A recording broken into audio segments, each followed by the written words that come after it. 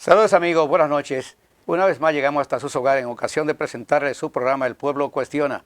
Hoy con la honradora presencia de Pelegrín Castillo, de la dinastía Castillo, hijo del hombre que más ha luchado contra el narcotráfico en República Dominicana. Y queremos nosotros felicitar al señor José Manuel Cabrera Ulloa. Él es el presidente de la Dirección Nacional de Control de Drogas, por la ratificación en el cargo de parte del señor presidente de la República. El pueblo dominicano tiene que agradecerle al presidente Luis Abinader haber dejado en su cargo a este hombre, porque ha atrapado más drogas que todos los directores juntos. Es decir, que el pueblo cuestiona, felicita a este señor, José Manuel Cabrera Ulloa.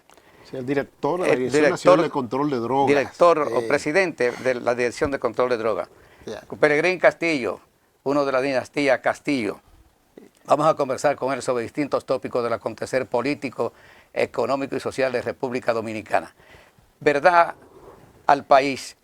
¿Cómo usted ve la situación política del país en estos momentos? Usted como político.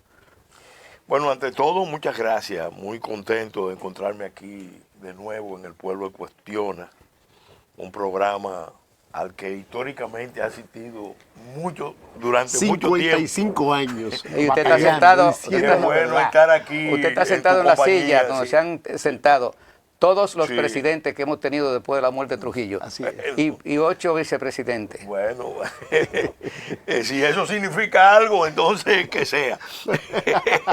bueno, ya el mensaje está dicho. Entonces, ¿cómo yo lo veo? Miren, yo pienso que nosotros tenemos que hacernos cargo de una realidad. El mundo está envuelto, como decía el historiador británico Ian Kershaw, descendiendo a los infiernos de una guerra mundial. Es una guerra mundial híbrida, de cuarta generación, muy compleja. Ahora mismo que estamos grabando, haciendo este programa, estamos viendo que la guerra que empezó en Ucrania se está llevando a Rusia y las posibilidades de que se produzca una guerra nuclear regional son cada vez más altas. ¿Regional? Sí.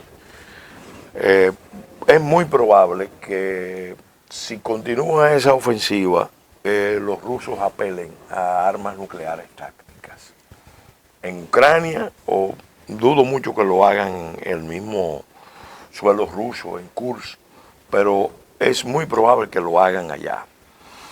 De hecho, el presidente Biden acaba de ordenar mejorar las defensas, porque tanto los rusos, los chinos y los norcoreanos van a hacer unos ejercicios internacionales, globales, de carácter nuclear. Entonces, hay que estar muy atento a ese escenario. La mayoría de la población no ve y no conoce lo que eso puede significar, pero es un riesgo alto. Y ni hablar, un conflicto nos puede llevar a otro mayor. Lo mismo podemos decir del conflicto que hay en Medio Oriente, entre Israel e Irán, porque básicamente ese es el conflicto mayor, o en la península coreana, entre Corea del Norte, Corea del Sur, pero que se proyecta toda la zona del Pacífico y del Indo-Pacífico. Y el conflicto que se está dando también en África, y no podemos sacar nuestra región. Nuestra región Gran Caribe está inmersa en esa lucha. En esa lucha está involucrada, aunque no todavía, y ojalá que nunca llegue al plano bélico de otros escenarios, pero evidentemente que la región Gran Caribe está soliviantada, convulsa, encendida, y eso puede generar escenarios de inestabilidad, de peligro muy alto. Si miramos hacia América del Norte, vemos también un escenario de alta preocupación. En otras palabras, lo voy a resumir.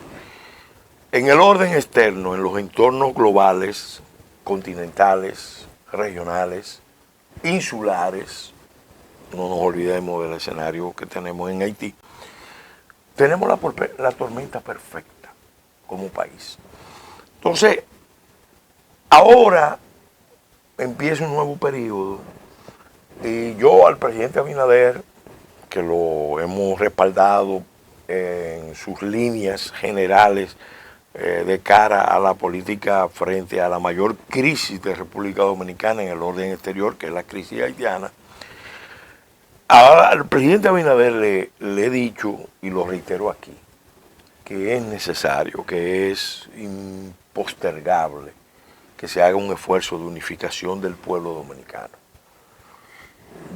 Mientras más unidos estemos en estos momentos, donde también se percibe que hay un proceso de desglobalización, de derrumbe de las cadenas de suministro integradas que se supone que son los cimientos del orden global, de la arquitectura económica del orden global que surgió en 1990.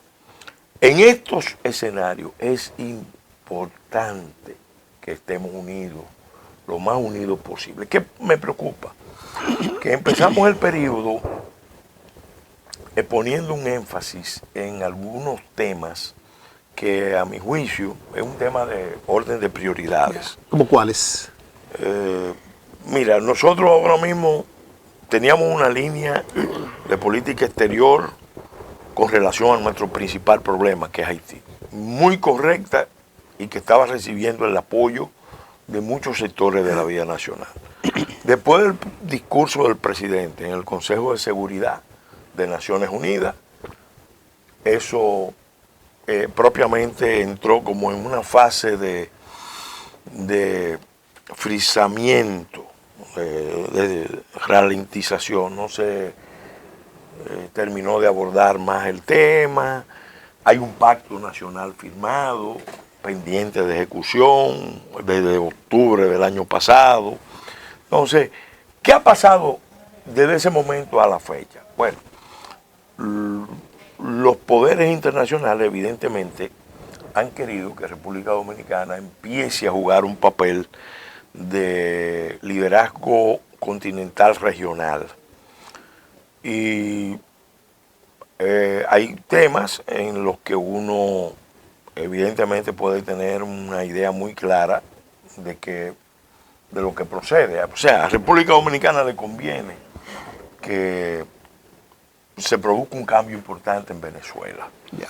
Porque el problema de Venezuela es un problema continental y no está al margen de lo que pasa en Cuba, de lo que pasa en Nicaragua, de lo que pasa en todo el continente, en términos de el avance de una visión autocrática, totalitaria, a veces de sesgo populista, pero toda esa visión está articulada ya con esa lucha mundial que acabo de mencionar, porque los principales aliados del régimen de Maduro son Cuba y Nicaragua y el gobierno del presidente Petro, de otra manera, los gobiernos de la izquierda afiliada al Foro de San Paulo, bueno, eso, pero a nivel internacional son China, Rusia y sobre todo Irán. Pellegrín, entonces, fíjate, a nosotros nos conviene que haya un cambio. Pero yo hoy reflexionaba, lo puse en las redes, algo que es muy importante. Nos conviene y debemos ayudar en la medida de lo posible, pero no podemos convertirnos en la punta de lanza. ¿Por qué? Porque las mismas fuerzas que están moviendo esa acción frente a Venezuela son las mismas fuerzas que están frustrando la acción de Kenia en Haití.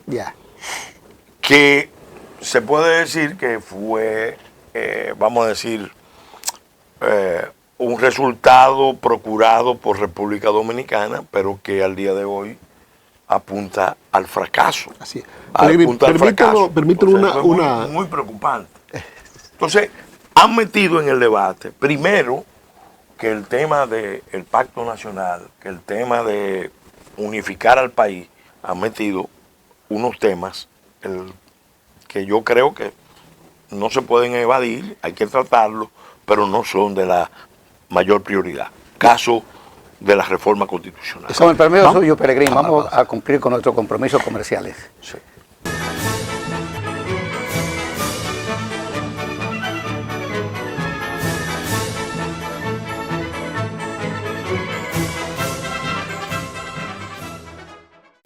Continuamos, amigos, con El Pueblo Cuestiona. Conversando con Pelegrín Castillo, un hombre que no hay desperdicio en su conversación.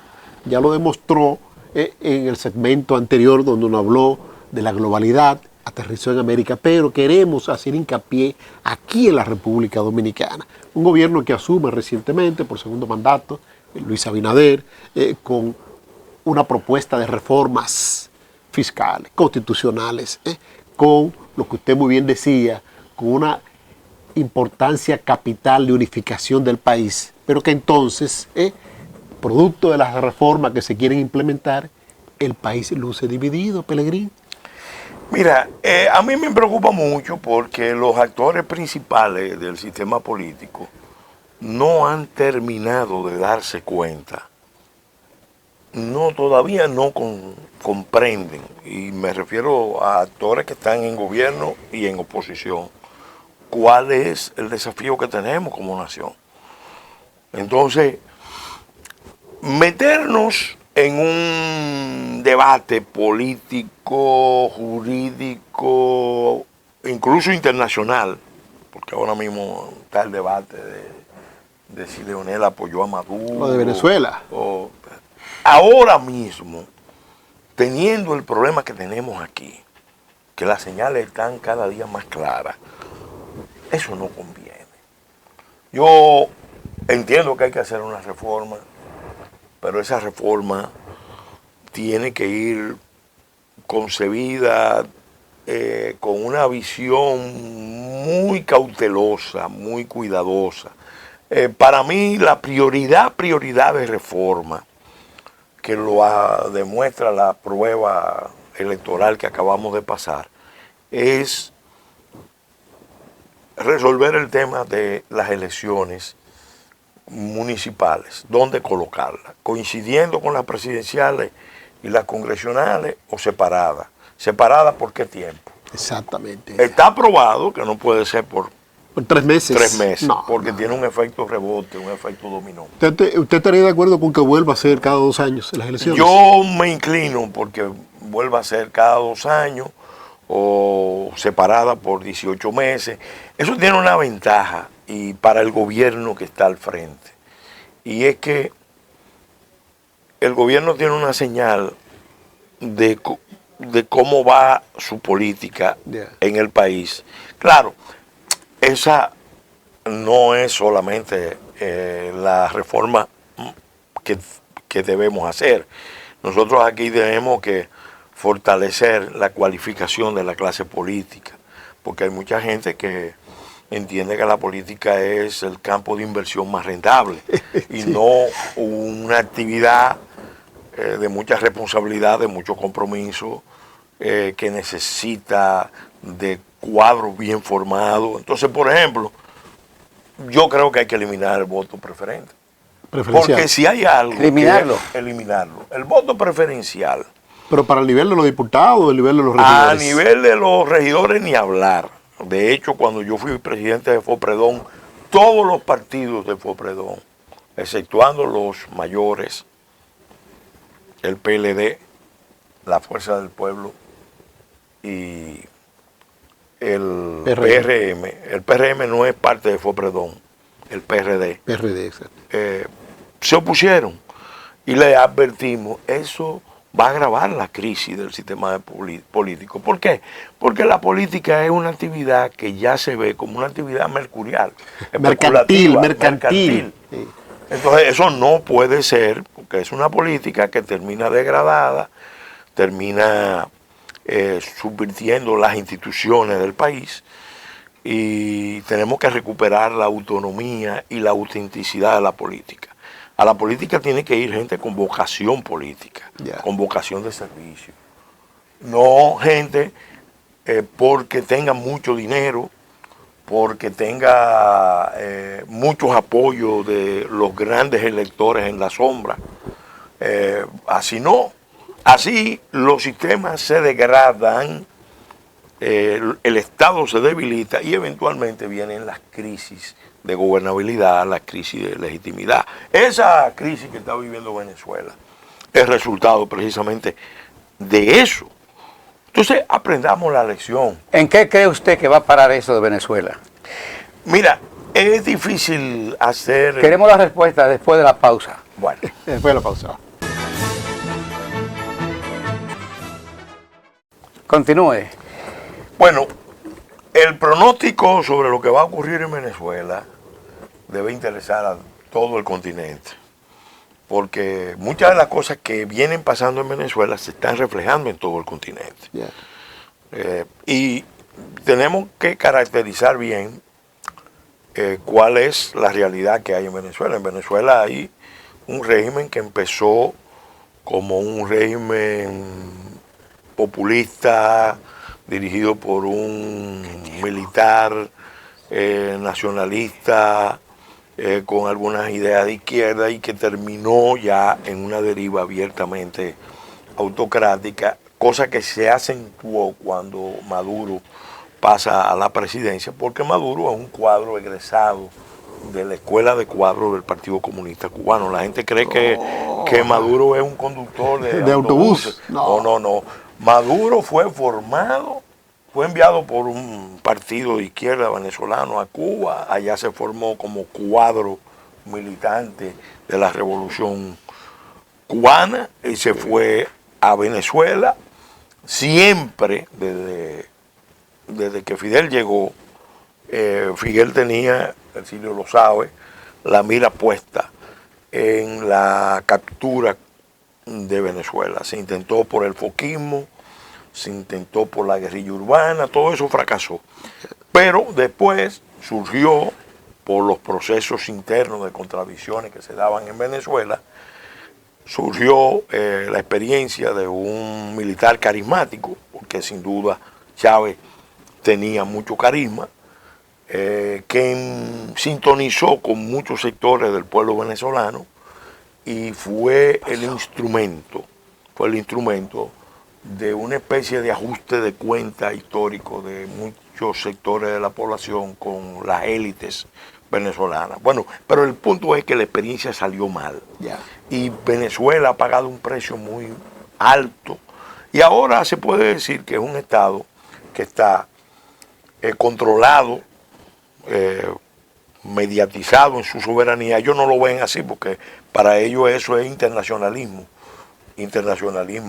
puro y duro, controlado por Cuba, con una presencia importante de Irán, con unos vínculos especiales con Rusia en materia de energía y de seguridad, con unos vínculos financieros, económicos con China, con unas conexiones con la economía canalla. Entonces, cuando tú tienes 1.500.000 hombres y mujeres, milicias armadas, ¿cómo tú puedes resolver eso?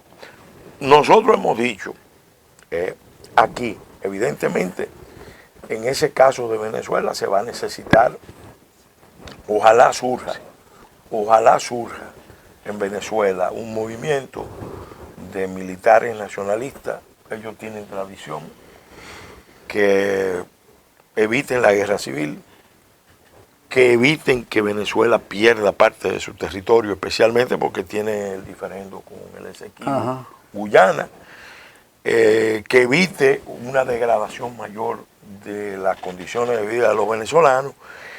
Es un poco la experiencia, yo le he dicho que el referente que los militares venezolanos deberían tener ahora mismo bajo análisis es la experiencia del movimiento de los jóvenes turcos, los jóvenes oficiales que encabezó Enver Pacha y que terminó liderando Mustafa Kemal. Peregrín. Cuando se hundía el Imperio Otomano, para salvar lo que quedaba y el núcleo duro del imperio, se creó la nueva Turquía.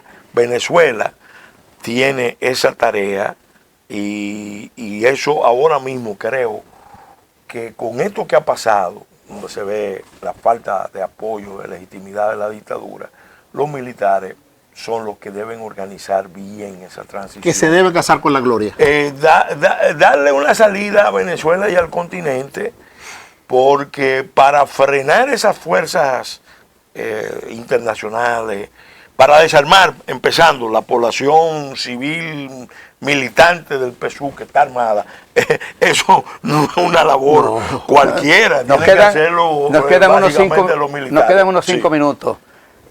Mire, Pelegrín, me gustaría ya retornar aquí a la República Dominicana y ubicarnos en el gobierno recién inaugurado, el presidente Luis Abinader, como decíamos en el segmento anterior, un gobierno que ha prometido reformas. Una de las primeras ya está en el Congreso de la Nación, la reforma constitucional, donde el tema más discutido es el famoso blindaje a la Constitución, el unificar las elecciones y también lo del Ministerio Público Independiente. Nos gustaría escuchar su parecer al respecto, porque usted participó en la reforma constitucional del pero 2010. apenas tenemos 5 minutos. Exacto, tenemos 5 minutos para esa Voy a hacer una reflexión que no se ha hecho. Okay. La gente aquí cree que hay presidencialismo porque hay reelección.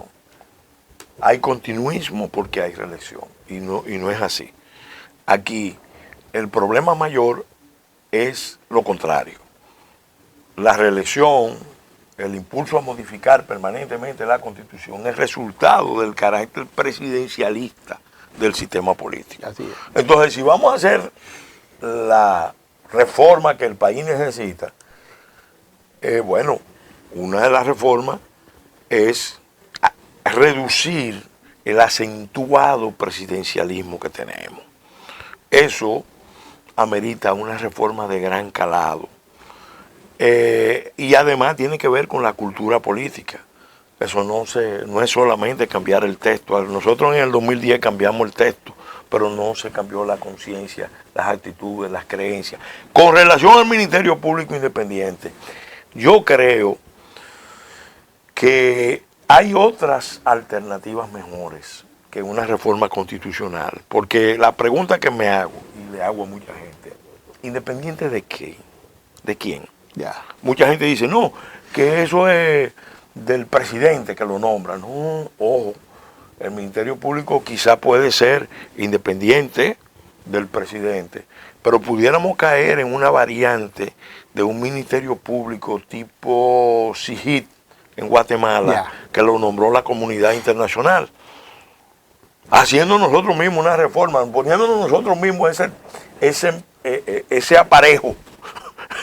¿Quién puede terminar moviendo los hilos para que el Ministerio Público, bueno, deje de ser independiente de los políticos, pero se convierta en independiente de los organismos internacionales? Bien, amigos telespectadores, hemos llegado al final de su programa El Pueblo Cuestiona, con la conocedora presencia de Pelegrín Castillo.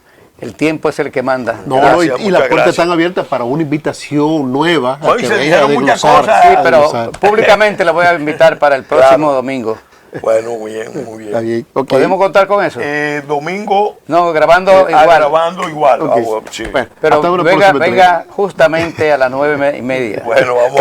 Hasta una próxima entrega, presidentes del Pueblo Cuestiona por Santo Domingo TV. Será pues hasta la próxima.